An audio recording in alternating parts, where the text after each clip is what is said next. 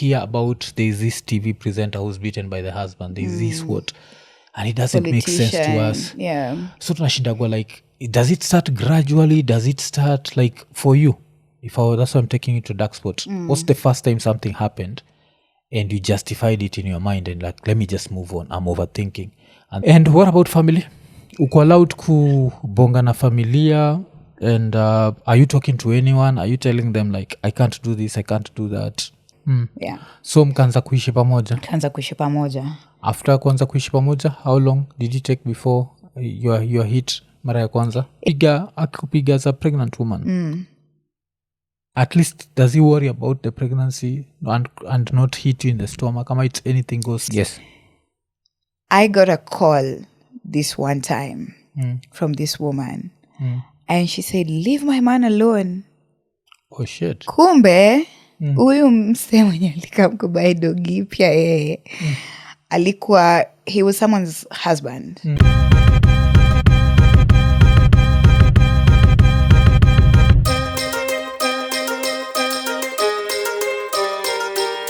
Iko Nini. Iko Nini. Episode 547. Tukisema like, subscribe, hit the notification button, tell a friend to tell a friend. Na leo niko na Queen Gathoni, and I have to ask with why Queen?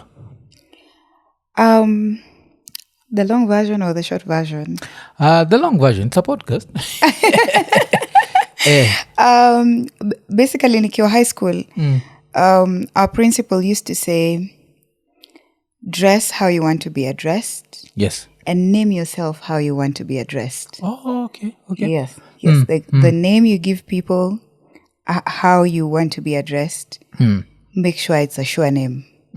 So when I was joining Twitter, now X, yes, I thought, what type of a handle do I want to have? Yes. And so I was like, Queen Gathoni sounds good. Okay. And there it was. Oh, okay. Yeah. And so you umekuwa kwa the creative industry for 15 years? 15 years now. 15 years. That's since 2010? Yes. How did you find yourself there? So first I used to work for an insurance company. Yeah. And then I got married, and where I got married was the same house that the show Mother-in-Law was shot. My mother-in-law's house was where Mother-in-Law was being shot. Yeah, okay. And the scriptwriter and the star of the show at the time, Naomi Kamau, asked me to read lines with her.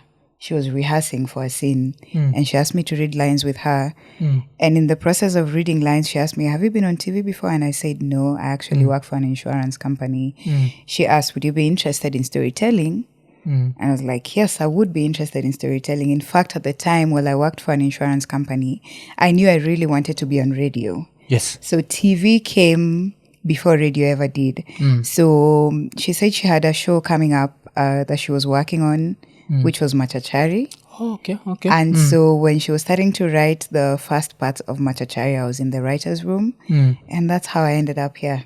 Oh, okay. Yeah. But I wanted to go back to history ya mother-in-law. So mlikuwa mnaishi kwa hiyo nyumba? Alafu they come and shoot in the same house? Yes, so kwa nyumba, kulikuwa na nyumba ya mother-in-law wangu, na sisi tulikuwa hapo next na ex-husband wangu. Okay. So walikuwa na shoot kwa nyumba ya mother-in-law. She used to live alone, kwani? She used to live with her family, her husband and her children. So what would they do? Wanatolewa kwa nyumba ndio watu wa shoot? So the children were grown up. Most of them didn't live there. Yeah. Okay. And the ones who lived there were going to school. So early morning they've left, they'll come back in the evening. And the shoot would happen between 7 a.m. to 5 p.m. Yeah. Hiyo si invasive? Hawendi mpaka kwa bedroom huko ama wanashutu kwa living room? Ni invasive, but kila mtu starehe zake. Yeah, because you still make some money. Yes, you do. I guess yes. So. And it wasn't bad money, so I can understand why. Oh, okay. Yeah. And and how do you find yourself in the writer's room? Because you see, umesema that uli read lines, So Kirida, I expect you more to be in, to go in as an actor, an actress than, Nelo? Yeah, so high school pia nilikuwa naandika plays.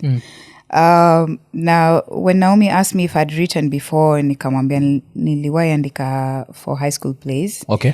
And that was my way in. and she was willing to teach me, which she did until I became a main writer of the show. Yes. And for 9 years. Machachari, that's a TV show. Yes. But siku hizi nakujua more for theatre, ama? Yes. So let's start with that. Like, what's the difference between the two and the style of writing that someone has to use in both? Ama, is it the same? It's not the same. It's not the same, especially because theatre is live. TV, you have the option of cut, take again.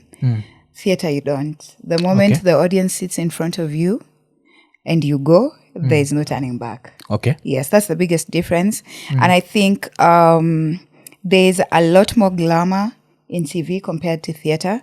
There's a lot more rawness and feeling of the story and interacting with the story more in theatre than on screen. Oh, okay. Yeah. Okay. Yeah. Okay. Yeah. So, but now, Machachari, this is your first gig. Right. How is that like?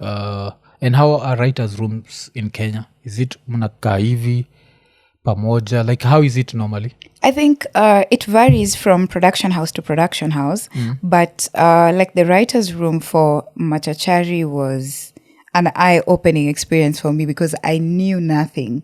Yes, I'd written plays in school, but I'd written them from a place of being a storyteller, not a storyteller who had been taught how to tell a story, just from pure talent.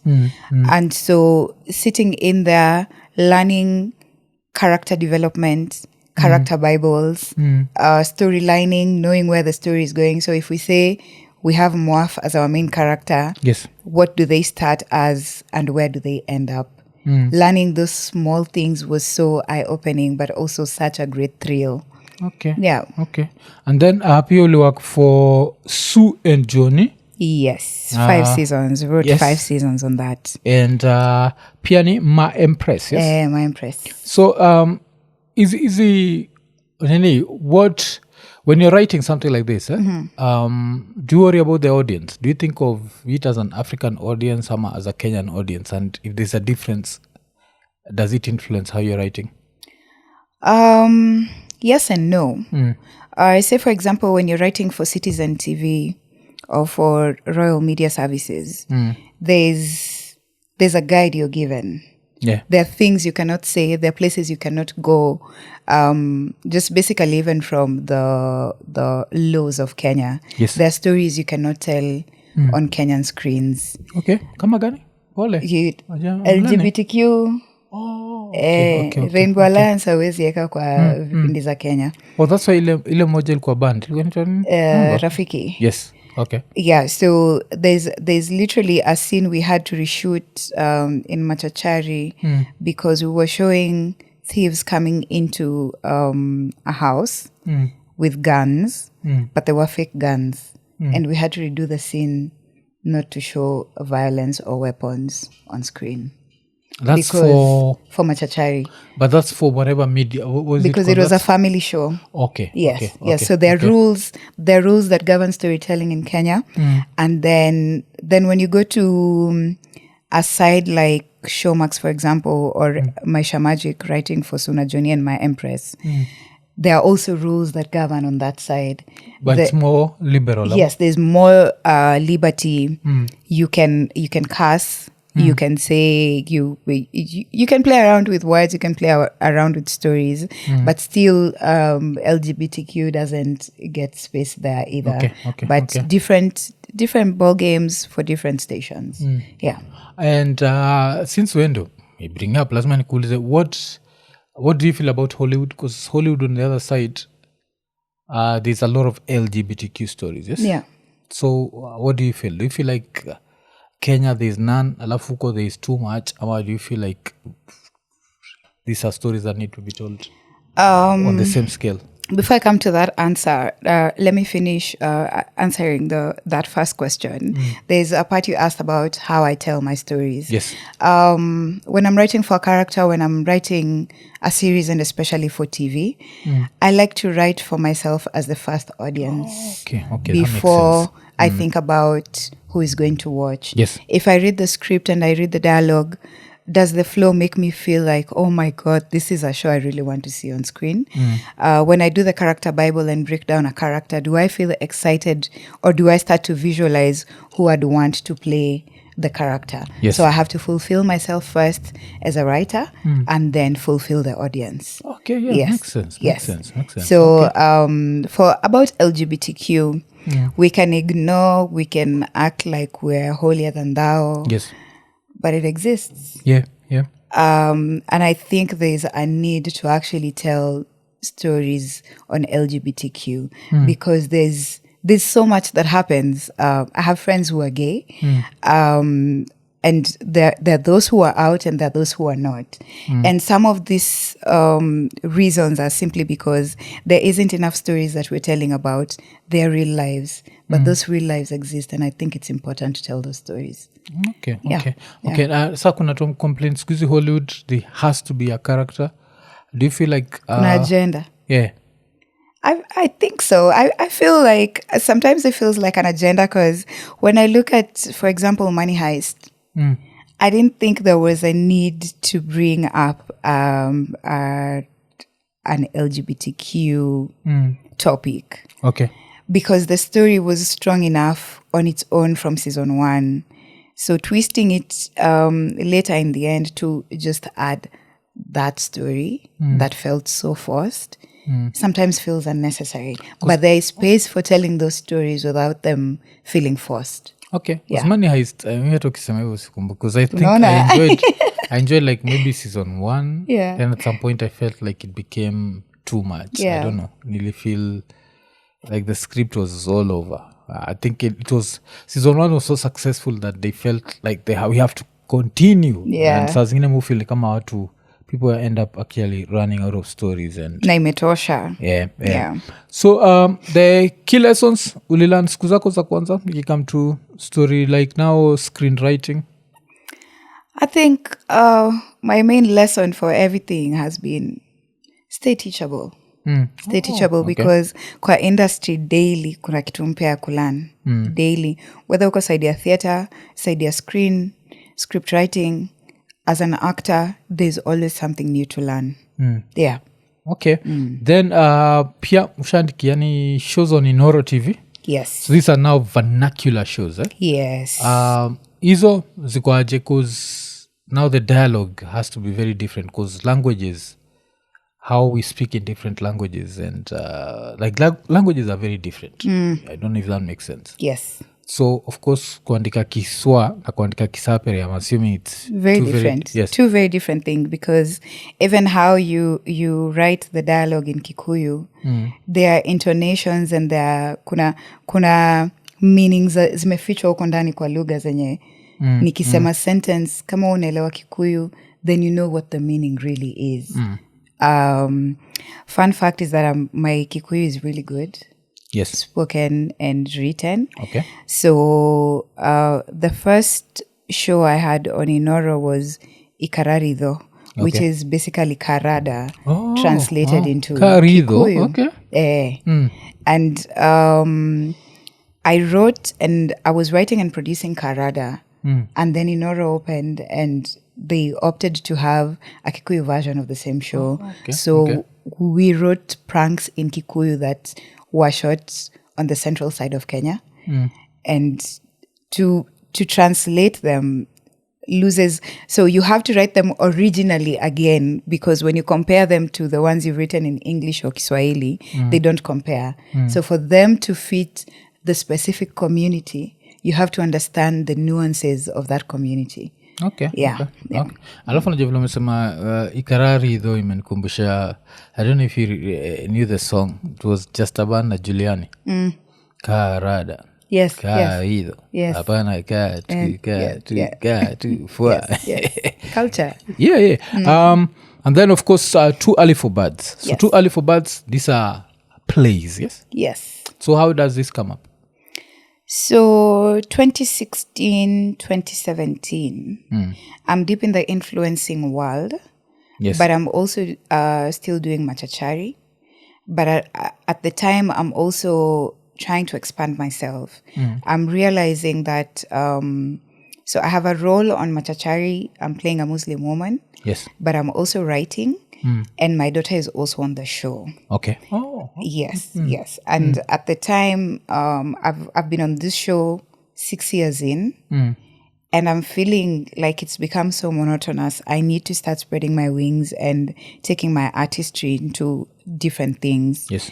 So in 2016, I get to do audience producer and behind the music producer for Coke Studio Africa. Oh, okay. And then at the time, I was still doing a lot of influencing work on Twitter.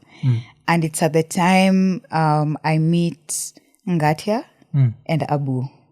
Okay. Yes, and they were working for an agency at the time. They were working for an advertising agency at the time. And a lot of the campaigns I was doing came directly from them.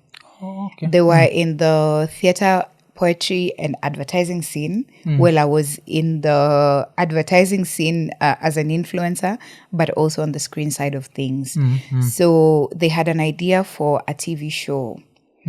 And they didn't know who else to pitch to as a TV producer at the time. Then now I'm an upcoming TV producer. Yes. So they come to me and they're like, we have this idea for a TV show and we'd really like to shoot it and we'd want you to produce it. Okay. And I read the script and wow.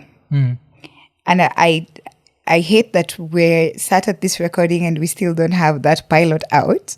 But I can't wait for the day this show goes out because it's a spectacular show. Inaitwa City series. Oh, okay. It's the secrets of the city.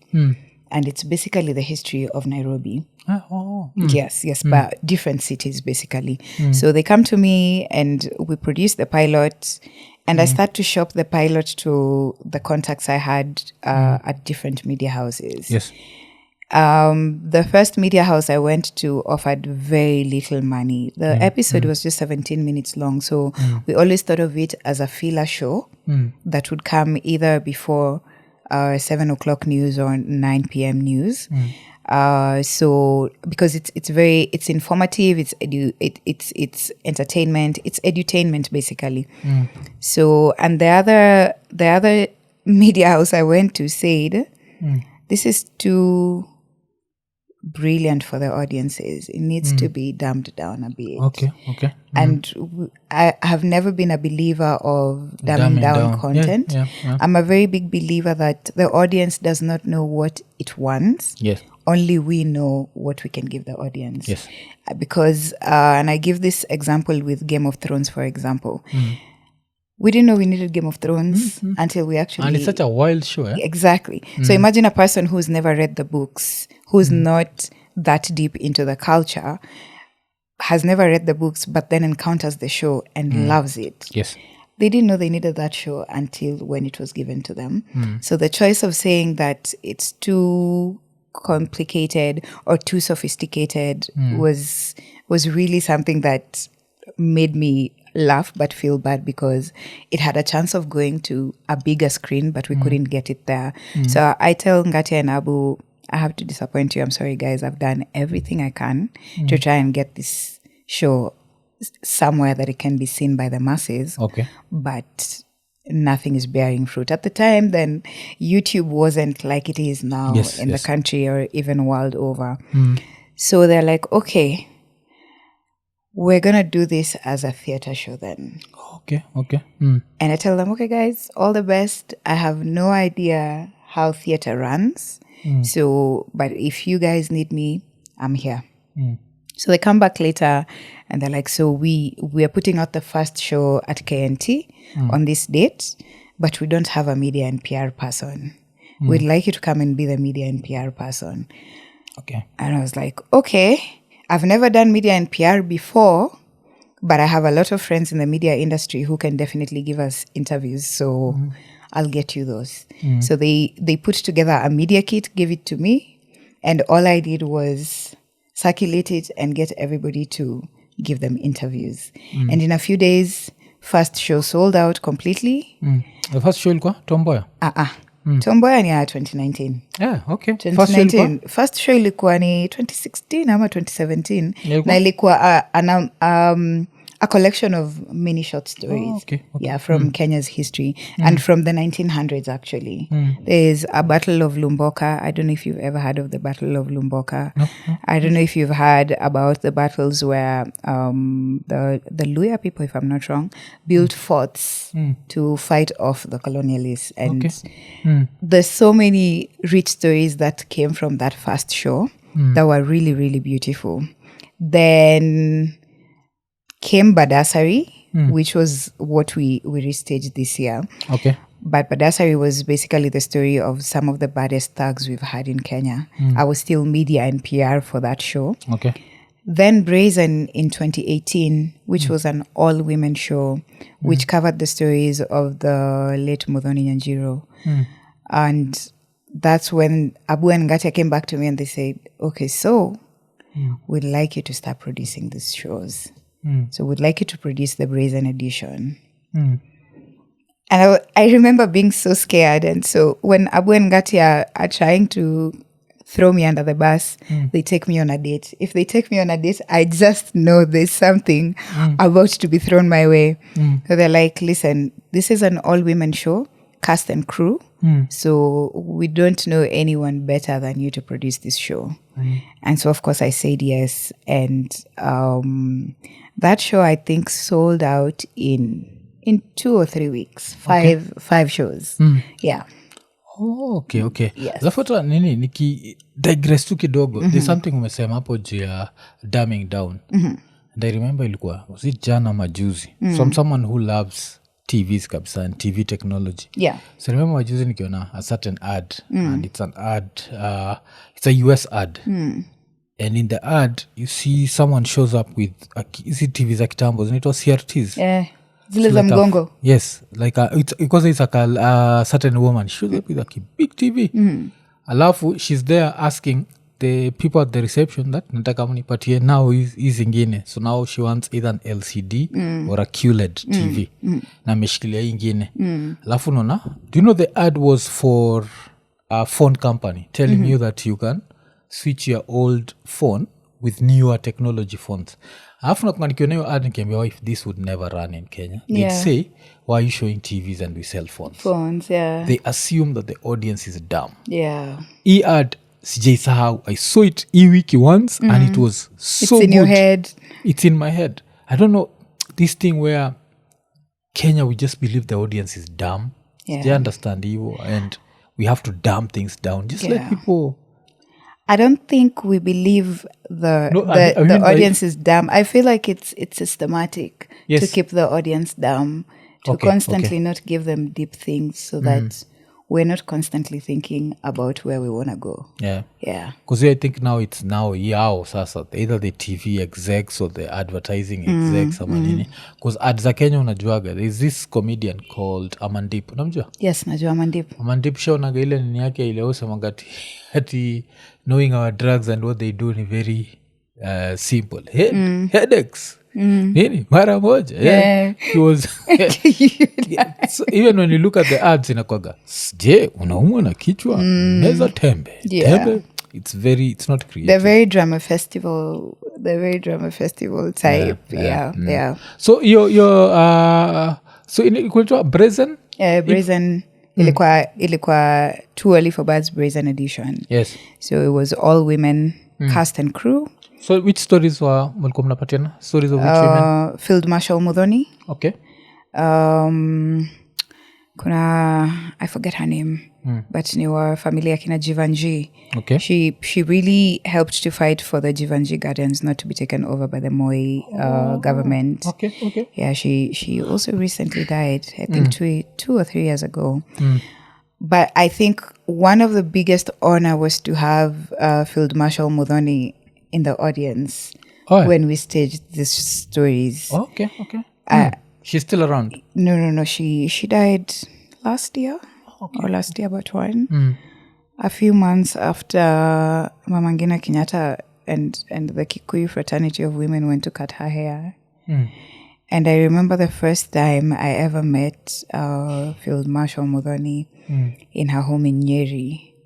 She had said that she would never cut her hair because until we're free, she did not... she had constantly said that Kenya is not free. And I can understand what she meant by saying Kenya is not free. And she said she would only ever cut her hair if Kenya was free. So to later see her hair being cut as for political mileage was disheartening and heartbreaking. Yeah. But it was such an honor to have her in the audience. Your time, telling her story. By time she's in the audience, she's like how old? She was 90 something. She was pretty old. She was pretty old. Yeah. Okay, that's and that's really good. How herself, did she enjoy the show? So much. And the fact that she remembers, she could remember a lot of the parts about colonialism, the fighting in the forest, the things it took to get out of the forest, the other field marshals who were killed and silenced so that they don't go after the land. She had all of that memory. Okay. Yeah. So it was quite an honor. Okay. So this is 2018. Yes, 2018. So 2019 ndio mkafanya Then Tomboya. 2019 comes Tomboya. So Tomboya, what made it different? Because Nanchikiapa, it sold out 22 times. Yes. What made it different and what why? Because when I think of Tomboya, I'll think of Mseka Mimi, nikiwa Seko, there was Tomboya House. Apart from Tomboya House, I'll think of him as a person who died in Ali Dedi Show in 1969. Yes. And alifanyaga the exchange program ile ya students kwenda. Yeah. But then it ends there. The fact that he died so young, he was 39. Yeah, he was 39. Sikuwa na like nikisikia he sold show yake ili sell out 22 times. I'm actually amazed. So why did people resonate with this story that much? I think let's go back to how this started. The spark of the Tomboya story was brought about by the people who do Rusinga Festival. Okay. Tomboya being from Rusinga, they wanted us to do a story that would go to Rusinga. Okay. And so we started to work on the research and the breaking down of what a show about Tomboya would look like. And Tomboya's life is so decorated because he was there from when independence comes. He was part of the people who would go to have the conversation about the freedom of Kenya and the Independence Day happening on the 12th of December of 1963. He was part of that journey that was the convoy that had to make those discussions to make Kenya free. So when we were doing the research and the research kept coming in and there were so many things about Tomboya that was so out of this world, mind-blowing even. The airlift program, obviously. Yes. Him being a lover boy. Oh, okay. Yeah, there's so many things about Tomboya as a human being beyond the political that a lot of people were not aware of. And I think for this story, from the research, one of the things that the writers knew they were going for was, besides the political, is that they were going to humanize him. Okay. Because even with dictators, unfortunately, they are human beings. Yes, they have their human days. And you can interact with dog. I think I saw someone who was saying that no human on earth thinks they're evil. So right now, if you go to TZ and you ask Samia if what she's doing is evil, she'll tell you no. Yes. That we never see ourselves as I evil. actually saw it because they were also talking about Putin and Trump and them not thinking they're evil and they're doing the best for their people. So Rusinga Festival gave us the assignment and the team gets together. To put out a Too Early for Birds takes at least 6 months because of the research, the writing, and making sure, getting permissions and all of those things. So when we're done with part of the research and putting together a budget, it's so expensive to stage this show. And so we go back to the people who wanted it and we're like, this is how much it's going to cost to take this show to Rusinga. And they said, listen, we really would love for this show to come to Rusinga, but we truly cannot afford to take it at this price. So this is the amount of money we can be able to give you guys if you guys are going to stage it, then you have our blessings. So then we decide to stage it, and for the first time we decide KNT is no longer big enough.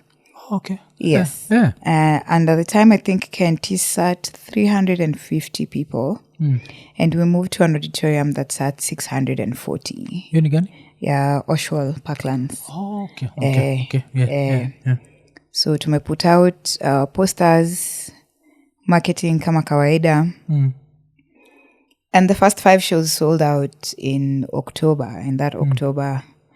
And it was a huge success. The storytelling, the directing, the actors, everything worked out so well. Kila na nini, and hii swali nauliza ni ya kipumbavu. But kila nataka kuunderstand ni kuzili sell out even before you did the first show. Yes. Why do you think people resonated that much with it? Like, I think watu walikuwa wanapenda Tomboya. Okay. Na I think pia history imefanya Tomboya justice. Kwa vitabu, watu wa Rusinga. Yes.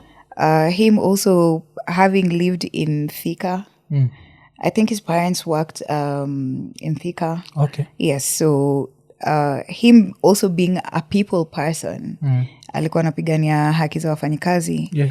So there are so many generations that resonated with this story. Because ukiangalia kwa auditorium haikuwa young people peke yake. So kulikuwa na lovers of theater na kulikuwa na lovers of Tomboya. Okay. So much so pia family ya Tomboya ilikam. Yeah. And yes, and one of the things that stays with me is that backstage after the show, one of the things they said was that, thank you for honoring our dad in such a special way. There's so many things about him we didn't know. We just knew him as this straight up guy who had these rules, who lived by these rules. And there's so many other things we didn't know about him that we found out from this story. And thank you for telling the story so respectfully. Oh, okay. Yeah. So, ndio mfanye research mpaka familia yake ijui. Like, what sort of research is that? Has to go deep, kuna papers, and I hope like Mali World inaenda tusipoteze researchers, tusipoteze watu andika papers, because a lot of those papers were what really helped with the research. Yeah. Papers, what do you mean? Wase wanafanya PhD, masters, Okay. wase academia, wenye wako kwa academia wanaandika a lot of information ya vitu zenye zina happen kwa countries, kwa politics, kwa having those papers available inasaidia sana. Okay. Because ukiangalia sahi a lot of things zinakuwa very distorted na online. Unaweza pata clip ya video imekatwa place ya kudrive agenda na ujaona video yote. Na lakini kwa sababu umefikiwa tu na hiyo part ya hiyo video and there's no way of verifying if there's a longer version. Yes. See, like when June 25th, 2024 was happening, yes, there was a lot of video footage that was coming from post-election violence from 2007. Yeah. But if you were not there then, there was no way of telling if that's from now or from then. Okay. So having papers really helps to demystify or to keep the truth alive. Oh, yeah. Okay. Because vile mbonga jua clip kidogo kukatwa hivyo imenikumbusha there is hii pia kitu tunafanya podcasting that always happens. I remember was it last month or 2 months ago, I remember there's a girl on TikTok who took a very small piece of something that I said and turned it into a gender thing, and I was really pissed. Like because I was talking about what were we talking about? Tulikuwa tuna discuss debt and money management. So when you're discussing debt and money management and ile issue ya ASEAN struggling with auctioneers came up, and I was there saying I don't feel like a 25-year-old so kwa the whole thing should take a mortgage. Alafu saa nikaendelea nikasema I don't actually think that a 25-year-old girl living alone should take a 5-bedroom house. Then we continued the whole conversation. It's about money. It's just that specific example ikipatiana niko like if you're living alone you have no reason to have that a 5 girl bedroom. cut your part ikakuwa like Mwaf does not believe women should own homes. Yeah, that's a big problem and it's about to get bigger. Yes, afu when that happens, I always feel like when you turn everyone into an enemy, Yeah. or you take things out of context because it's going to get you more views, it doesn't help the cause. I Yeah. don't know if that makes sense. And I think it's how you present the clip for fighting purposes Yeah. more than for conversation purposes. And I think that's a thing, especially in the Kenyan online space, that's a big pandemic. Yeah. So unafikiria nini, wacha ni kupoteza kidogo, unafikiria mortgages, because I always think mortgages in Kenya are a very bad idea. What do you think? Pali maybe uko nafikiria Iko tu sawa kwa sababu kuna venye nimegrow na kuna venye nimelelewa na I think kitu moja parents wangu wamekuwa against for a very long time ni loans. Okay. Yeah, they've constantly encouraged us to work for the things that we want and buy them without debt. Yes. And yet the economy has really changed compared to where they came from. I think I have nothing against mortgage. I have nothing against credit facilities. Yes. As long as you can sustain them. Because if I have 10 million Kenya shillings right now, chances are whatever businesses I decide to start investing in, I will find myself in a credit space, whether I like it or not. Because the bigger your investment, then you find yourself in a space where you might need more than the extra 10 million. Okay. But you will also be able to get more than the 10 million if you actually do have the 10 million. So it's credit is important. Yes. But the management is even important. Okay. Yes. Yeah, because I think my 2 cents on that inakuaga, when we look at the outside world, so I remember like when I did that topic, someone said they're based in the US and mortgage only 2.8%. Mortgage ya Kenya, if you get a good rate, it's 11-12%. You can try and look at that difference. Yeah. So in those countries, loans make sense. You see the same way a brand new car in America costs the same price as an 8-year-old car in Kenya. In Kenya, yeah. There are things that are too expensive in Kenya. Yeah. That, of course, we live by it. Yeah, brand new cars, we don't have otherwise. So lazima tu tununue gari ya 8 kutoka years Japan. at the price of gari mpya. Nacheki. But sasa mortgage, unaga, because the fact that they wake up and then they tell you inflation medu hivi. So you have to tunaongeza tena. Before ujue. You've overpaid for something. You'd rather plus na feel nika si uonea rent si mbaya hivyo. It's true. It's very true. Nini. But so too early for birds. One of the things inajulikana nayo ni the fact that you try to make it fresh and funky. Yes. But you're telling these very old stories. So how do you maintain your balance without distorting the story? First kuna kitu Kenyan history is already very distorted. The history we are taught in school is very, very distorted. Yes. So there's the joy of wanting to bring the truth forth. But then there's the joy of telling these stories in a fresh way. So that sometimes when I say a line, you'll feel like you've read a tweet. Yes. Or like you've had a TikTok sound. Or like you've seen a trending video. So finding the balance is quite easy because the more things change, the more they stay the same. Yes. When you look at some of the stories from Kenyan history, they're happening again now. When you look at 24 years of Moi and what his track record looked like, so many parts of that are starting to resemble in the current government. So the more things change, the more they remain the same. So knowing that, and knowing that one of the things we're trying to do is tell real Kenyan history stories. Yes. And we know history can be boring. To just sit down and listen stories about Pio Gama Pinto will bore you. But the moment we bring in aspects of things you interact with every day, then it makes it easier to digest and entertaining to sit down and just listen for 4 hours. Okay. Yeah. Alafu nini, why challenge like the Western version? Like history, a reclamation of Kenyan narratives. Why is that important? It's very important because ni rahisi sana kwa stories zenye wazungu wanataka to believe ndio ukweli yetu. So it's very important to be the voice that is constantly reminding you, actually, this is where you came from. This is what your history is. This is where our ancestors, this is what they went through to get us what we have. Yes. So when I started to produce Too Early for Buzz, one of the things I started to do was to spend a lot of time with my late grandmother. And to find that some of these stories that we were researching were stories she knows about, the stories she'd talk about. When we talk about concentration camps, and at one point, my grandfather had been arrested and taken to those concentration camps. These stories actually exist within our society, within our communities.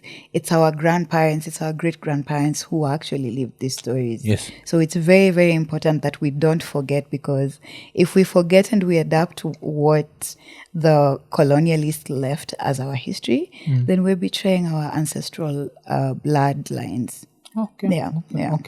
And now you have an upcoming play. Yes. Ni Free Me. Yes. The play. Yes. And it's like deeply personal. Yes. Yes. Because this time you decide to talk about like your own experience. Yes. Nani on gender-based violence. Yes. So what made you feel like this is the time to tell your story? Because I feel like gender-based violence has been there's so much stigma around it, yes? And so much shame. Yes. That a lot of people would rather die with that story than ever tell it. Let's start with the title, because the title is also me freeing myself from the shame and the stigma. For a very long time after experiencing gender-based violence 15 years ago, I constantly say it in my heart of hearts, it doesn't define me, it doesn't define me. And yet it actually did define me constantly. It defined how I dated. It defined how I interacted with men thereafter. It determined a lot of things. So I cannot run away from it. And to tell this story for me is my way of healing myself, but also my way of letting other victims know that it's possible to live. It's possible to live shame-free. You don't have to feel the shame. You're the victim. The person who should be ashamed is the person who violated you. And I think this show is also a way for me to champion for victims, but also to get that weight off the shoulders of victims. That yes, there's so much shame about talking about gender-based violence, but there's an importance of talking about it because it's happening and it's getting worse. And the more we're ashamed and the more we hide, the more it continues to happen. But if to tell my story will make more people talk about their stories, if it will make more people walk away from abusive partners and abusive relationships, IKONINI, nimeinterrupt show kukuremind juu ya LemFi. Kama uko US ama Canada na unataka kutuma do Kenya, register kwa LemFi ukitumia promo code IKONINI. Hii itakuguarantee $20 cashback on your first $100 transaction. Alafu pia time una register, make sure umetick the 2 checkboxes za notifications ndio ukireceive info about amazing offers through newsletters. Na pia usijali, LemFi hawatumagi hizi letters za, yani unajua like messages za kipumbavu. Pia usisahau, every time una transact $50 and above una earn points. Na the more una transact, the more points you earn and you can redeem them as cash ile time unatuma pesa. Alafu pia kitu nanibamba kabisa ni saizi ukitumia LemFi mzabaki umelipa pay bills na till numbers directly. That means mzabaki handle bills za maparo wako ukiwa hizo maside za States ama maside za Canada. Alafu pia we mwenyewe as a LemFi user baki umetafuta ile button imeandikwa get USD $20, ubaki umeinvite mabeste zako, na ukiinvite mabeste zako on their first $100 transaction unapata pesa ngapi? $20 cashback. So unangoja nini? Baki umechangamka, ingia LemFi. LemFi, international payments for everyone. IKONINI. So yeah, Paul anataka kukupeleka back to a very dark space, yes? He come to gender-based violence. Yeah. I always look at it from the outside. I've never been in such a situation. So I want to know, like, how does that happen to Queen Gathoni? This is a very educated woman.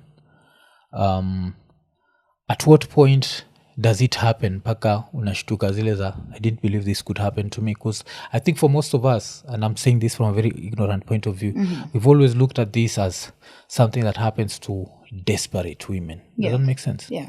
And now eventually tukitokea hapa we hear about there's this TV presenter who's beaten by the husband, there's this what, and it doesn't make sense to us. Yeah. So tunashindagwa like, does it start gradually, does it start like for you, that's why I'm taking you to dark spot. What's the first time something happened and you justified it in your mind and like, let me just move on, I'm overthinking, and then of course that gets worse? So, well, with abuse, before it gets to the physical, it starts with the emotional. Okay. And the emotional is quite the roller coaster because there's a lot of manipulation and making you think that everything you do that does not please your abuser is wrong. Okay. So, like for me, and the very first red flag actually was our first, like the first time we spent time together, which was my parents' wedding. Okay. So his family and my family were very, very close. So he wasn't a stranger to me. So close that his parents were my parents' best couple at their wedding. So Oh, damn. yes, Okay. yes. But then after the wedding, after the party, I went home, but I'd drunk. I'd had alcohol, so I slept through the night almost into the day because we got back home quite late. But when I woke up, I had so many missed calls from him, and that should have been the first sign. Oh. Yes, because when I insecurity. called him back, he was, "Why are you not picking my calls?" And yet he dropped me home to my parents' house. And so him calling me so many times already was a red flag, because when I called him back, his question was, "Kwani ulikuwa mbona uchukui simu?" And I'm like, "But I was sleeping. We got home pretty late and I was drunk, so I'm literally just recovering from last night." Yeah. And it's those small things. It's calling your phone so many times and getting upset that you didn't pick up. I worked for an insurance company before I started writing for Machachari, and he'd pick me up and drop me to work every day. And if he didn't have the capacity to pick me up and drop me, he put me in a matatu that was owned by his friend to ensure that I got to work and back without any interference by the rest of the world. So it's those small things. Then the next thing I know, all my friends have been cut off. I do not have a life. The only life I have is the one that he lives. So I have no friends besides his, which have a boundary. So I'll meet with him and his friends, but I'm hanging out with him. So polepole tu vitu zinaondolewa, vitu zinachukuliwa, mabeshte, hobbies, vitu unapenda, mziki. Okay. Yes. So then by the time you're getting hit, and there's this belief, when you've gone through the emotional abuse, you become a shell of yourself because you don't have anyone else but the abuser. So they make you feel like the world only exists in their realm. Yes. And you only need them to be happy. So by the time umefika hapo, you're a shell of yourself. So when the beating comes, it's nothing. The beating is nothing because you've already been abused emotionally so much. The beating is just now the icing on the cake. So how now do you cut off your friends? Because history yako it may sound very similar to Nani's, although it never turned physical. But you saw the Rosina interview. Yes. And she was talking about how all her friends, she had to cut off. Yeah. Kila mtu. So inabaki, this person is your only world. So he was saying she had to literally call people and be like, you know what? Nini? Alikuwa napigia watu naambia I'm married.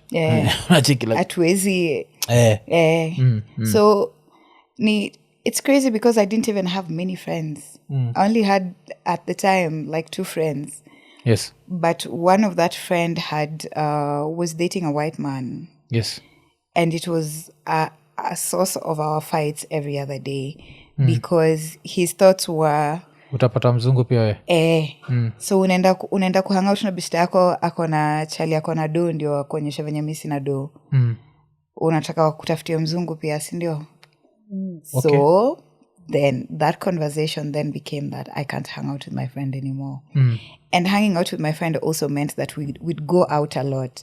Yes. I mean, I'm only 21 going into 22. So sayo life of the party na happened the most. You don't have responsibilities. You've just met your friends in college. You have all of these things that you want to do. We used to paint Westlands red. Until then it became a problem and it was, you cannot be with this friend anymore. I don't want to see you with this friend anymore.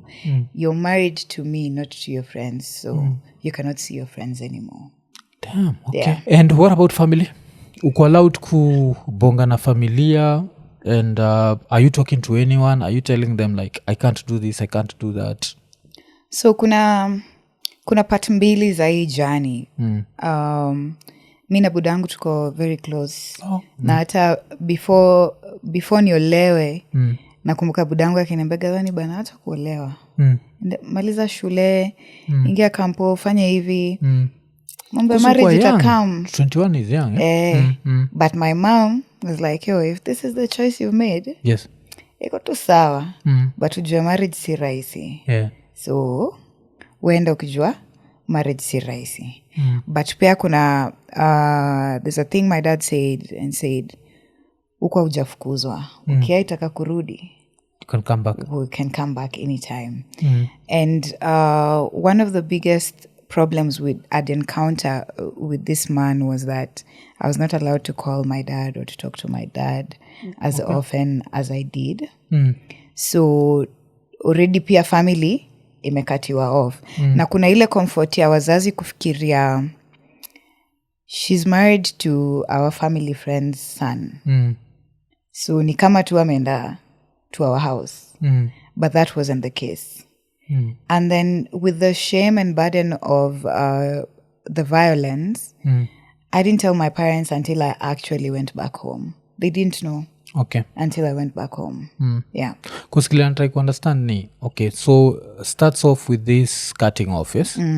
Then at some point, do you get married before the violence starts? What happened? So because we're a very close family, our parents meet with wazes, and we have a very small ceremony, and we continue. Okay. And it wasn't a big deal. And I remember we were talking about having a wedding, and I said, let's wait. Let's wait. We can have a wedding later. And I think really it was just my instinct protecting me because I was not in a rush to do a church wedding. Okay. Yeah. Yeah. So mkaanza kuishi pamoja? Tukaanza kuishi pamoja. After kuanza kuishi pamoja, how long did it take before you hit mara ya kwanza? It didn't take long actually. It didn't take long. It was probably the same year of moving in together, yeah. Yeah. So what mistake had you done? That now anajuaga ile ujinga nasikiaga hapa mimi najua nikisha jam sifikiri yake. But so what's mistake had you done? The mistake I'd done was have a conversation on Facebook about Cristiano Ronaldo leaving Manchester United, and his friend commented on the Facebook post, and we had a back and forth about the transfer. Yes. Damn. That was the mistake I made. did. Audience here, Iko Nini nakwaga mostly male, yes? And always tell them that insecurity is such a non-masculine trait. It is. Because It's very I think weak. nowadays it's sold as a masculine trait. I've seen like them being taught by their masculine coaches that if your woman works, unagongewa. If what unagongewa. And when I look at them, because a lot of them are very young, so you look at these 21-year-olds, 22-year-olds, and they're being lied by someone who's close to 50 that they can't trust any girl, that anytime a girl leaves the house, she's going going out to there be to with cheat. someone. Yeah. And they look at these people as heroes. Like when I come and tell them that it's bullshit. Yeah. And the one thing Mushi not game, no one has life figured out. Yeah. So first of all, if you hear anyone calling themselves a A life life coach, It's or your a first time with this life. What do you Yeah. know? or a masculinity coach, Yeah. just know they're full of shit. And now this is the reason why I really enjoyed, in quotes, I'm going to put in quotes, the Burale story. Because Yeah. I kept telling everyone that no one has life figured out. If anyone comes and tells you this is how to live your life, Yeah. alafu also telling them like mi mwenyewe nimekuwa married I think saizi nitakuwa 11 years, yes. Burale was married for 1 year. I've never hautaisikia nikiadvise mtu juu ya marriage. Yeah. Because my experience and your experience are Will very never different. be the same. Will never be the same. So when you tell them these things, they think you are player hating ama you are simping. Miwambaga na simp. And I always look at it, I'm like, you can't live life evil that It's true. you are being cheated on full time. Yeah. Like, no one is out here just having sex 24/7. It's true. It's true. Yeah. And I think for me, one of the things that I look back at, because I was not allowed to have friends, I was not allowed to talk to men. I was at some point when I was leaving the insurance job, was because at one point he came to the office and saw a client give me a tip. Ooh. Yeah. And it was a 5K tip. And this is a long time ago. So a 5K tip. Iko ni pesa mingi. And I was the only person working in the household. So this money was going a long way.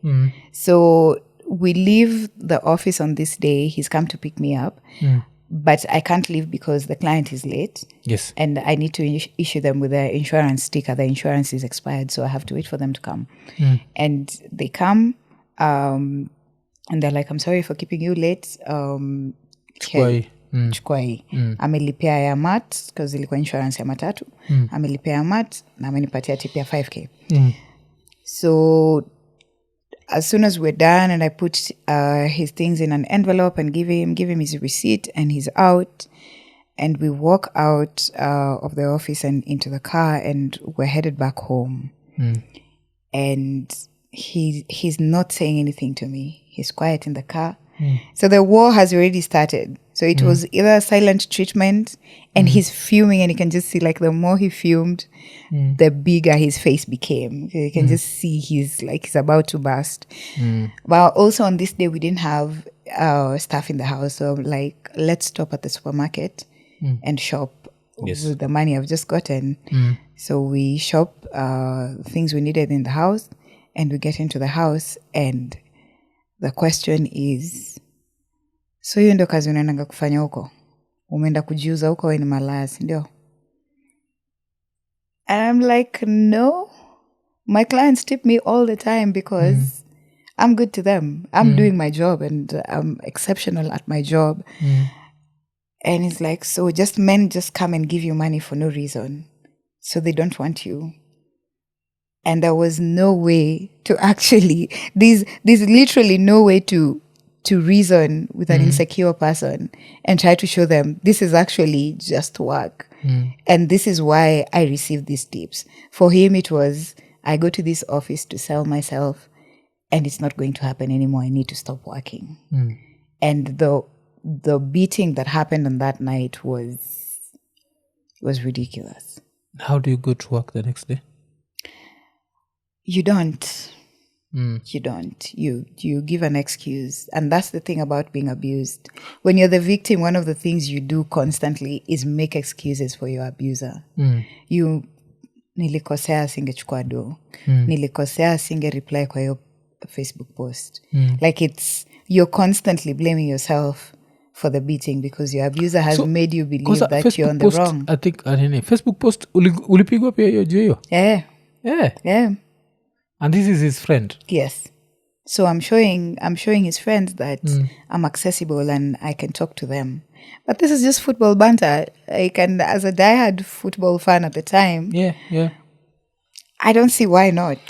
Alafu because I hear that normally they come up with ways, abusers, of beating you but trying to hide it. So it means they'll hit somewhere that's not easily visible. Yes. With him, was it the same? It was no, he didn't anything care. Goes. Okay. He didn't care. Anything so would go. Black eye. I remember my first ever black eye, and then that weekend. So one of the things that happens with abusers is after they abuse you, they love bomb you for maybe the next week. All they're doing is giving you all the sweet nothings, taking you to places, buying you things. But now you have a black eye. Unanipelekaje? So tunafaa kwenda club that weekend. And he used to love going to the club. I loved to go to the club. But he didn't drink. And I drank. And for some reason in all of this madness, he had never said I couldn't drink. The only thing he had constantly stopped me from doing is listening to hip-hop music, which I'll never understand. And at the time, I'm listening to you guys, underground hip-hop artists. Damn, I'm madly in love with Tupac, but I can't even listen to Tupac because apparently as a wife, you're not supposed to listen to hip-hop. Okay. And so on this weekend, we're supposed to go out, and I have a black eye from 2 days ago. And I'm looking at myself in the mirror and I'm like, I can't go looking like this. And his sister says, oh, don't worry. Let me show you how to conceal that. So the sister knows you're being beaten? Yes. By the brother? Yes. Yes. And she gave me concealer. Na tukafunika under the eye and we went to the club like nothing happened. Yeah. How long does this take to heal? A week. So hii wiki at some point ulienda kwa ofisi na black eye? So nimeenda kwa ofisi black eye ikiisha, imebaki kidogo sana. Unadanganyana aje kwa ofisi? Nadanganyana nilianguka nikiwa kwa ulevi. There was always something. There was always a lie to tell.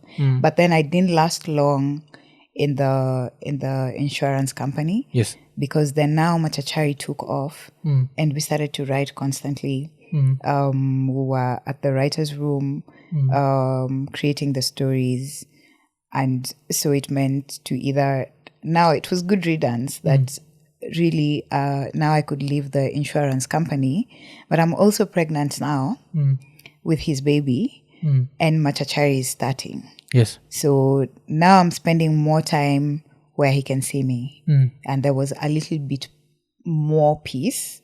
But the peace didn't last because... so, ukisema you're spending more time where he can see you, it's in the house? Yes, so I'm in the house, but also where Machachari is happening now, where the writing is happening and the creating of the show is happening, is near where we live. Oh, okay. Yes, okay. so he has me where he can see me. Yes. Okay, but nasema that did last long? It didn't last long because there was always something. It's a man who spoke to me at Machachari on set, someone who looked at me and I looked at them. It's anything and everything was a reason. I mean, one time it was his friend asked me how I feel about being pregnant. And I said, I'm not sure how I feel. And it upset him and he beat me up. Oh, you're supposed to be, I'm excited. Yes, I'm not supposed to not be excited about being pregnant. But I wasn't sure about how I was feeling. So, akipiga as a pregnant woman, at least does he worry about the pregnancy and not hit you in the stomach? Kama it's anything goes so now he's beating me kwa uso. Yeah. Okay. Wow. And what happened? Sasa ukasema enough is enough. Mtoi alikuja. Mtoi beating alikuja. is still happening? You're still in the house? Yes. So in fact, beating ya mwisho ndio ilikuwa ya kunifungua macho. Because mtoi amezaliwa. Na like I said, it was a single income household. Na mimi ndio nilikuwa na bring in income. But then when niliacha kudu job kwa insurance, tukafungua car wash business. Okay. So car wash business ilikuwa ina make some good amount of money. And he's the one running it. Stage. He was running it. But then we had like a 50-50 stake. So he had his employees and I had my employees. So obviously my employees are loyal to me and his employees are loyal to him. But then the employees together are loyal to the business that pays them. Yes. And so nimeacha kudu job, mtoi amekam. Kuna do yenye inafaa kuwa deposited every day after job imefungwa. Then suddenly do ikacha kuingia. So sipati receipt za deposits. So the guy had hired on my end. I'm like, yo, what's happening? Amjakuwa mkideposit do nini naendelea? Gathoni mimi nataka kuambia lakini pia nikikuambia unajua pia mimi nitavunjwa. Because no one was safe. Hata mkienda game Manu ishindwe, sijui kuna heckling nini. Kama yenu hiyo timu nyingine pia wewe utapigwa tu hapo. Oh, he's fighting with other men. Yes. Oh, then he was lucky. I didn't alikuwa na got another wrong one. I know it was always across. No one was safe. If his masculinity is threatened, if it looks like you're overpowering him mentally, then you'd get the beating of your life. And so this guy says, "Listen, there's this girl who's been coming and picking money every evening." So I'm like, okay. So is she gonna come today? Yes, she's gonna come. I'm like, okay, fine. I'm coming. I'm coming to She's see what picking you're... money as who? Exactly. So I go to the car wash one of those evenings, and my baby was still How maybe many a months? month old, maybe just okay. a month old. So I'm fighting postpartum depression, where my body has changed so much. I'm not understanding what's going on, but I'm also not understanding where the money running our business is going to. So this evening I decide, let me go to the car wash before they close and figure out where exactly the money is going. And so I get to the car wash, and I sit in the corner just waiting for the business to finish and to close. And so this girl comes and she goes to the person who gives her the money, and the person says, go get it from her. So I'm sat in the corner, and she comes and she's like, she's come to pick the car wash money. I'm like, and as who? And she says, I'm Nani's girlfriend. I'm like, oh, I'm his wife. And she says, oh, when do ule demu umekatalia kwake? Yes, she says that. Okay. She says, when ule demu umekatalia kwake. And so there's so many emotions running through my head at the time. But there's also disbelief, because I cannot believe what she just said. And I was like, I'm not giving you the money. You can call him and tell him, I'm not giving you the money. In fact, just call him and say, wamekata kupatia pesa. And when he comes, please repeat the very same things you've said. And so she comes, he comes into the car wash, finds us there. And of course, he's shocked at first. And I'm like, oh, do you care to repeat what you just said to me? Yes. And of course, she's dumb. She just says it. She Umekatalia says, kwa nyumba. umekatalia kwa nyumba. Mi ndo nafaa kuelewa na umse. Umekataa kutoka. And this man just slaps the shit out of this girl, and she falls over the other side. And now it's a whole scene. And I do not want parts of this. He didn't slap you your time? No. So I get, I've gotten the money from the car wash guys, and I leave, and he's following me, and he wants to talk, and I'm like, there's nothing to talk about. Because at this point, tumevuka, like it's beyond talking. Yes. And so at that point now, I'm starting to realize what I'm in, like the type of relationship that I'm in. I'm starting to see it clearly, with the violence, with the cheating, Yes. with the insults, with the belittling. And then comes the baptism of my daughter. Yes. And so we're planning. Obviously, the church is asking for an envelope for the baby to be baptized. And at the time, I only have 2,000 shillings to my name. And it's in my account.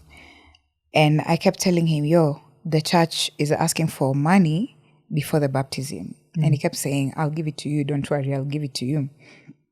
1 week goes by, second week, and now we're closer to the baby being baptized that Sunday. And so I decide, you know what? Let me just take my last 2K and give it to the church, because so that my daughter can be baptized. And I get the money, put it in an envelope, and I give it to the church. And on Sunday, that Sunday morning, he leaves very early. I don't know where he goes to, and comes back when it's almost time for his daughter to be baptized. And he walks into the church, comes, sits next to us. Then the pastor calls us to the front. The baby is baptized. Then we get back to our seats, and he leaves. Like immediately the baptism is done, he leaves. After the church service, his mom pulls me on the side and is like, okay, so what have you prepared for the guests who are coming for the baptism? And I'm like, I haven't prepared anything. There's literally just rice and onions in my house, and there hasn't been food for weeks. I barely had breastfeeding milk. And to her, this came as shocking Surprise. news. Yes. But previously I told her about the violence. And I remember her telling me, that can't be my son. It has to be something you've done. My son is not like that. Yeah. Damn, So, okay. Yeah. So, and later she called these women to talk to me who were convincing me being beaten is not kupigwa ni kitu ndogo. Hiyo si kitu ya kufanya utake kwenda. But then after the baptism and so after the conversation I had with his mom, and his mom called him. And he came back to the house at night and he said, "How dare you tell my mom our business? How dare you? Who told you have the right to tell my mom what's going on in this house?" And at the time, his little brother, who should be 20 now, was 5 years old at the time, was in the house with us. And he threw me around the house. That's probably the biggest beating that had ever happened in the relationship. In front of his 5-year-old brother. Yes. And it was so horrendous because I'm fresh from giving birth. I'm just like, I think it was 3 months or 4 months old from giving birth, and I'm going through postpartum depression. I have a cheating husband who won't stop beating me up. But this night, he beat me up so badly. It shifted something in my brain, and I knew I never wanted to experience this ever again. And so from there on, I started to figure out my way out. And one of the things I know, and I learned from my mother, is that it's a very good thing to always have your own coin. It's important to liberate yourself financially at all times, so that then it's not used against you emotionally. And so I knew finding a job was the first thing I had to do. So I started to find a job on my phone, and I'd scroll through, and all the people who had been my good clients during my insurance years. Pole na kuinterrupt. I know. Each time Machachari hai happen? So Machachari ilikuwa ina rap shule zikifunguliwa. So ina happen Saturday na Sunday pekee. Yes. So Monday to Friday niko idle. But were you making enough to make a living from it? No. Yeah. Because so I have a supporting role on the show, which means I'm not appearing every other day. Okay. At the time, being a supporting actor on the show got you 5K an episode. And you were only paid 4 episodes in a month, which meant 20,000 in a month, which is the 20,000 that's running the same household, that is doing everything. But then it's not a 20,000 that's coming often. Yes. If schools open, then there's no income. Yes, the income goes down when schools open. And schools are open for 3 months. So it means for 3 months, Akuna. I'm open to work. Okay. Yes. Okay. So that's how I started to look for work. Okay. And I started to text the people who are my clients at the insurance company. And most of them were like, come back to insurance. But I knew I didn't want to go back into insurance. But then there was another client who was in engineering, and he had an admin post in his office. Okay. And that's the job I got first. Yeah. And so, and the salary was 40K a month. So it was money that was going to set me up to be able to start moving. Yeah. But in the process of all of this, at this one time, and I think that there's so many, I'm a very big believer of the universe sending you things to help you move or progress into the next good thing. Yes. And I remember at one point, at my darkest of postpartum depression, where I could just sit outside our gate and could never hear my baby cry in the house. Like whenever she'd sleep, I'd just leave the house and sit outside of the compound at the gate. And a lot of times, it was always Kate actress who would call me. It's like, Gathoni mtoto ameamka kama umchukue. Other times she'd go pick her up herself. Mulikuwa neighbors? So si alikuwa kwa mother-in-law, alikuwa kwa show. Okay. So that's how I met that side of kina Abel and kina Kate. And sometimes she'd pick the baby herself and bring her to me. Sometimes it's another actor. It was like my baby felt like a community baby, but also na hii time pia ma black eyes zako ziko and all these cast members can actually know exactly what is going on, have seen, have heard, have seen him cheat, have seen him bring women in the house when I'm not there. So to them, they already knew what was happening. And so this one time I'm sat outside of our compound at the gates. Na nimekaa hapo, tulikuwa na house dogs. Nimekaa hapo na house dogs na moja ilikuwa na puppies. And this guy comes with a car and asks if the puppies are for sale. And I'm like, hey, they're for sale. And he's like, okay, so how much is one? And I'm like, one is 16K. And he's like, okay, fine, I'll come back tomorrow, I'll buy. I was like, okay, cool. I do not know this person. I've never seen them before in my life. But the next day they actually come and they come with a carton and they pick a puppy and they leave me money in an envelope.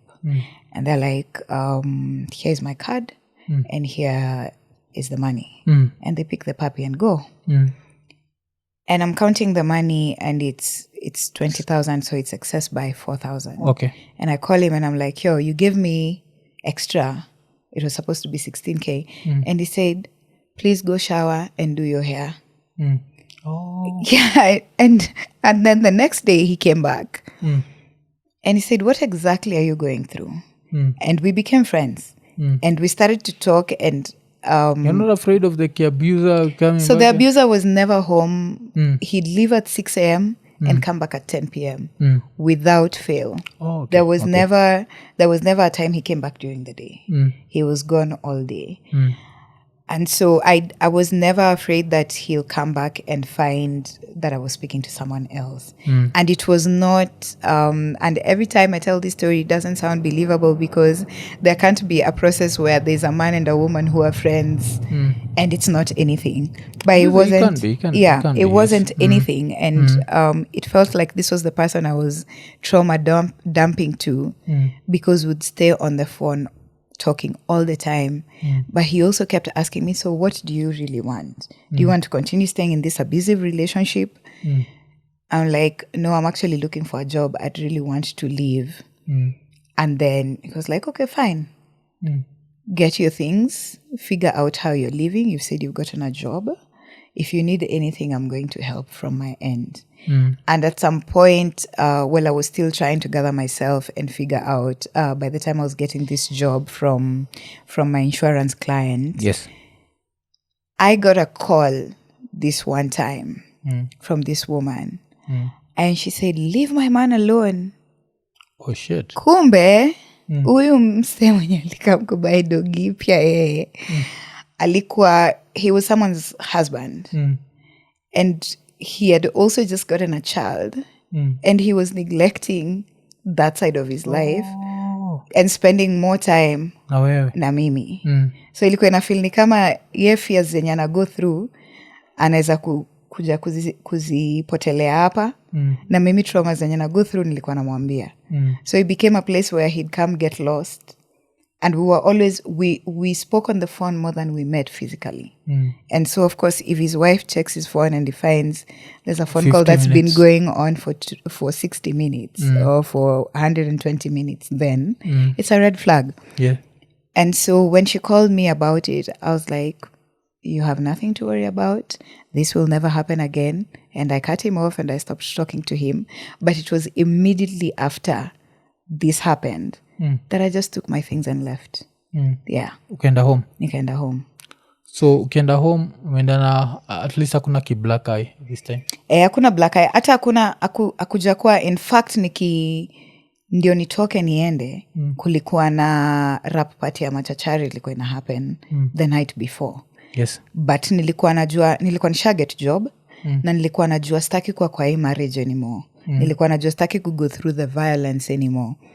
Na pia nilikuwa nilikuwa najua kuna vitu zenye na dream about nataka kufulfill na siwezi fulfill nikiwa hapa.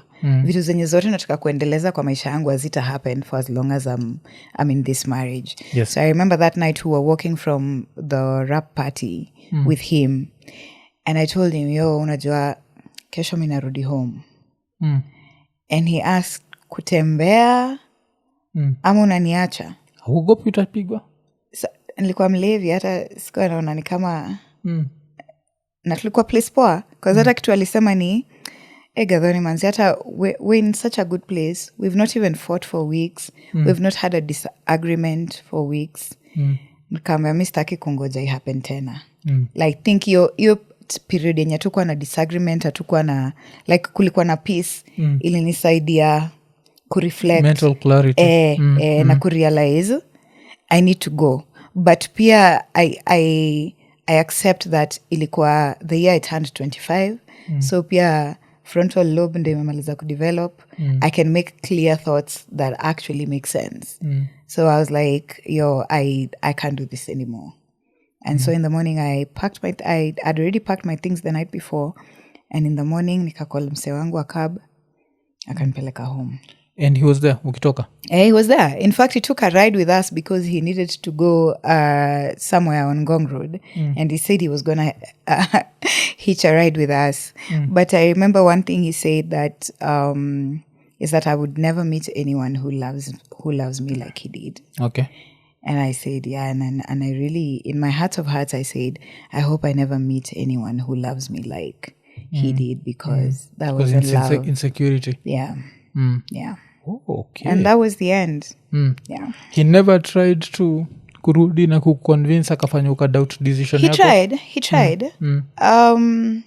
Unajua hata like when watu wakiachana kuna ile back and forth, kuvutana, sijui closure, you don't know if you want to. There was a lot of that. There was I mean, when you're recovering from abuse, there's so much of thinking you're not worthy of anything but this person. So kulikuwa na a lot of yo kuvutana. In fact, venye niligeti job, nilikuwa naenda kwa ofisi Nairobi West, he'd come and love bomb me close to end month. Ndio to spend pesa yangu, alafu pesa ikisha na disappear. Alafu mwisho mwezi karibia. Alafu unajua na kama anasema, oh, unajua nimekumiss. Twende date. Tunaenda date, tunakaa tunakula, anasema si ulipe nitakurudishia. Tushakula. So nalipa. And then I realized, wait a minute. It's some bullshit. This is bullshit. There's nothing going on here. But yes, there was a lot of that. And at some point also his dad reached out to my dad and said, oh, you know, we know your daughter is back home. Would like to arrange for a meeting to come and have a conversation. You know, there's a child involved, and there was a conversation involved. There were other men and family members involved. So we just can't walk away and decide that this is done. And my dad said, listen, I hear you loud and clear, but I have to ask the person if they want that conversation to happen. And so my dad asks me, so this is what's happening. Your father-in-law called and he'd like to come and have a conversation. And I was like, no, there's no need for a conversation. I don't want to go back. And that was that. And he called back and he said, so the person who you want to come and have a conversation about is not interested in coming back. So yes, there's no reason for the conversation. Shout out to your dad for that. Always, man. I love that man to death. Yeah. Solid man. Yeah. Yeah. But Pia, Nini, like a shout out to you also for walking away. A lot of people don't walk away. Yeah. And I think the reason me try to demystify history kucheat and insecurity is Pia nezataka the few girls that listen to us to realize that these things are not normal. Yeah. All this, I always say, and I had an American comedian say the same joke. And I was like, damn, people think, but I always say anyone who says I can't live without you, that's not love. No, it's I don't want wife wangu kuniambia, I can't live without you. That's, you know, that's edging on, because shit happens. Yes. Yes. Shit happens. So that, alafu sasa now, what I am afraid of for these young dudes is vile wana grow up kwa hiyo environment wakiamba utagongewa that phrase utagongewa it's a very It's a dangerous very phrase risky. Yeah, it's very, very risky. because it makes someone who's insecure to start overthinking stuff. Yes. Alafu now your insecurity turns into a slap. It turns Yeah. into what? And then it turns into hata kifo. Najua, like most nini inakuaga. So now let's talk about the play. So play na happen lini na what have you done? Because this is your individual journey. Have you just used your journey ama include other journeys za watu wengine? So nime-include journey ya kutoka teenagehood yangu. Okay. Because na feel you can't tell the story of the violence without showing where I'm coming from and how I end up in this situation and how I live. So this is a survivor story, but it's also incorporated in my history, the life I've lived as a young girl, and as a grown woman. Okay. Yes. So there's a beginning, middle, and end, and the end is basically the integrated me who has chosen to be free. Okay. Yes. But it's also speaking to every other victim who's either stuck and wants to leave or does not know they need to leave. Okay. And for every other victim who's been able to leave but lives in shame, thinking that that's a stain on their name. Okay. Yeah. Alafu the characters play Gathoni ama they play someone else?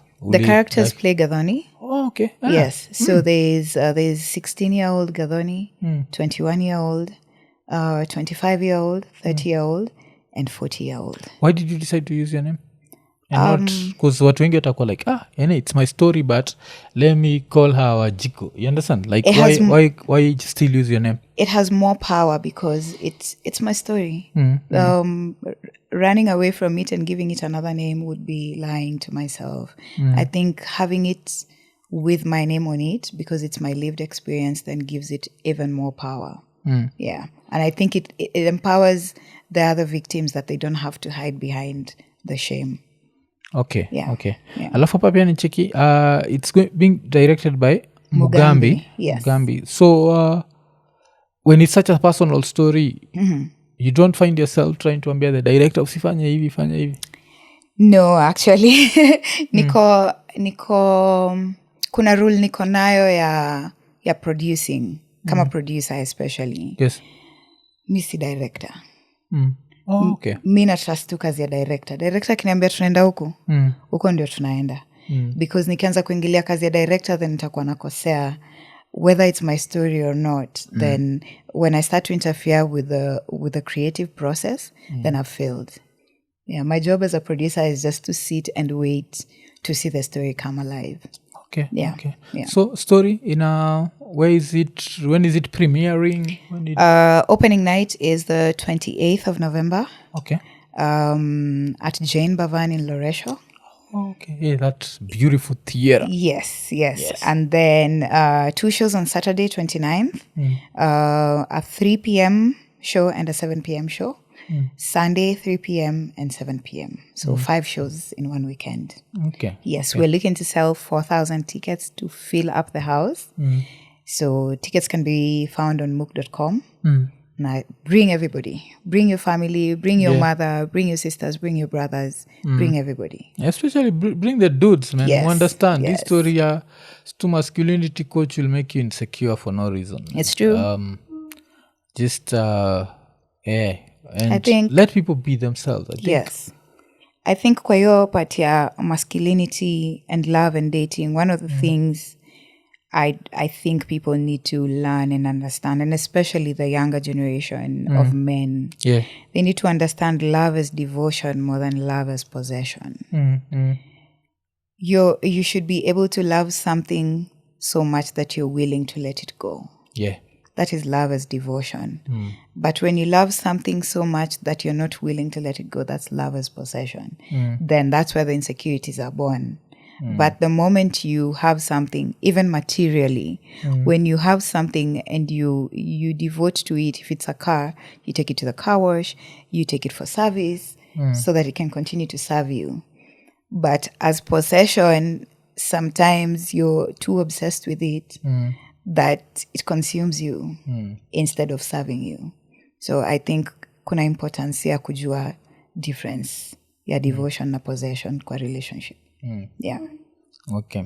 So gari ni Gathoni this time. Yeah, but wow. But ni vizuri li survive. Like actually I'll say, like I said, I'm ignorant when it comes to that. I've never been an insecure person, and I always love that about myself. And I've seen it.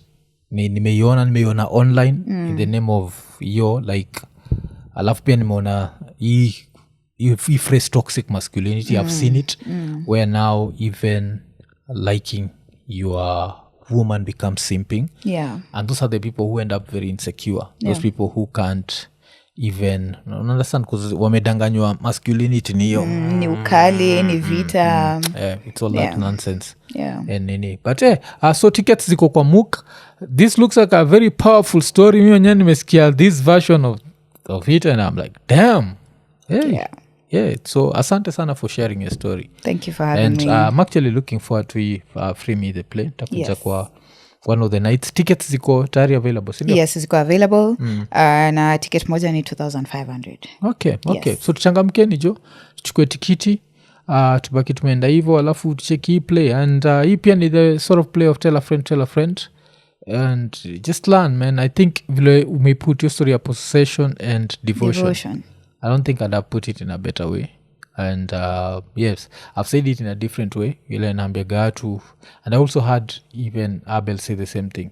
That if his wife decided to leave him, he'd be okay with it. Yeah. I've always said even that to my wife. Ukiamua kuniacha, ni sawa tu. Iko tu sawa. Najua, like tulikuja kwa hii world solo, most probably we'll go alone. But if you get someone who you can go on the life journey with, it's a beautiful thing. Yeah. But if it reaches a level where it's bad for you, you can't live without them, Yeah. there's something wrong. So That's true. asante sana Gathoni. So Free Me the Play premiering 28th November, yes? Yes. Till 30th. Till 30th. Are you Tunafunga mwezi Javan. na Jane Bavan. Jen Bavan. Yes, your place naitwa hivyo. I always just look at the pictures. It looks beautiful. It is beautiful. It's a wonderful auditorium. Yeah. But hapo pia niko sure kuna rules, no alcohol, no No meat. alcohol, no meat. But tushazoea. Yeah, tushazoea. Ukienda play umeenda play. Ni worth it. Yes.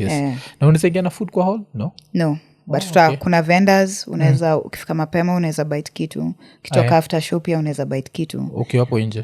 Pia unaweza kaa kiasi hang out na the cast after the show. Uongee na some of the crew members. Yes. Yeah. Okay. So changamka fika hapo MOOC chap baki mechukua tikiti. So imekuwa ni episode 546. So kama kawaida tukisema like, subscribe, hit the notification button, tell a friend. Tukimalizia tukisema Iko Nini. Iko Nini.